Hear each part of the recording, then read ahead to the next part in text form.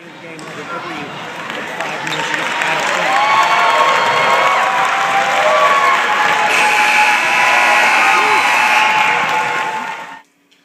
Tonight, Bethel and Freed-Hardeman women's basketball teams played in Henderson tonight in the semifinals of the Trans-South Conference.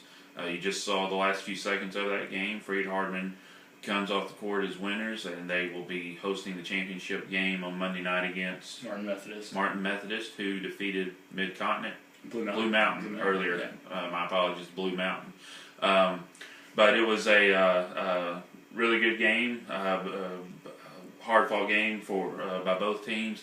It was Freed-Hardeman's third win of the season over Bethel this year, but it definitely was not the easiest win of the year. Yeah, really something pretty good, I think, to take for both teams. Most obviously, I guess, for Bethel, the fact that they were much more competitive for much longer. The first game, they didn't play very well at all in Henderson. The second game, that was in McKenzie, they did a good bit better. They were more competitive. But this one, I really felt like they pushed Freed a lot harder, especially near the end of the first half, and they were not in control of the game, but they were playing as well as they needed to win. That obviously didn't last throughout the second half. Freed had made a good run and ended up taking the lead and taking control the way they needed to. But I think if you're Bethel, you take a lot of positives from this game. The fact they were competitive and the fact that they ran their offense much more effectively against a very good defense like Freed. And as you go into the national tournament, that's something really big.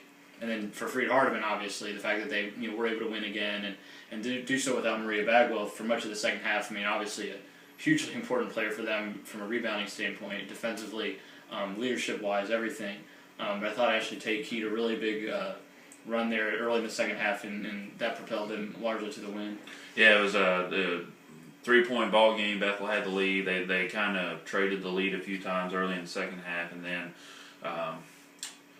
Bethel goes on a 12-0 run to take a 9-point lead. It might have been I think Coach Neal said something like a 17-2 run during the post-game interview to take I guess that would be a 11-point lead, but or a 13-point lead, but they kind of controlled things from there. But Bethel certainly did give them a great effort.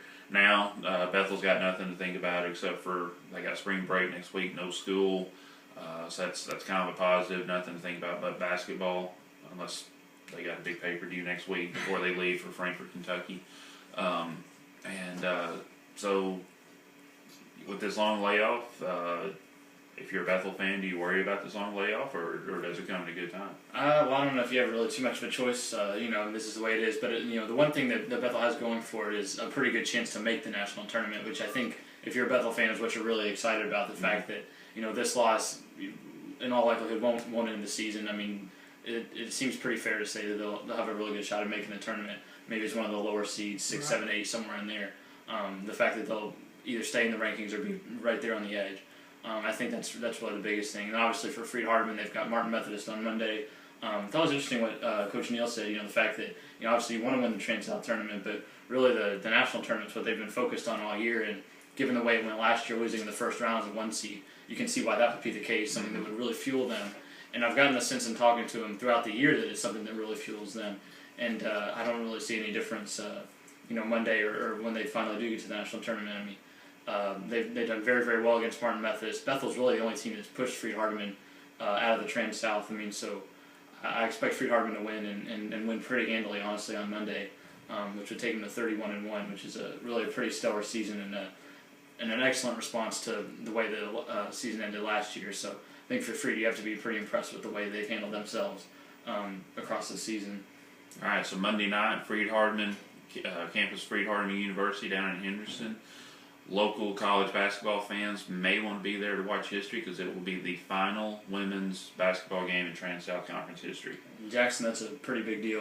All of West Tennessee, I mean, that's been a pretty big part of the sports landscape here. For the past 20 years or so, Trans-South Conference has been around. So good luck to Freed-Hardeman, good luck to Martin Methodist as they travel over. And also Freed-Hardeman's men play in the conference semifinals on Saturday.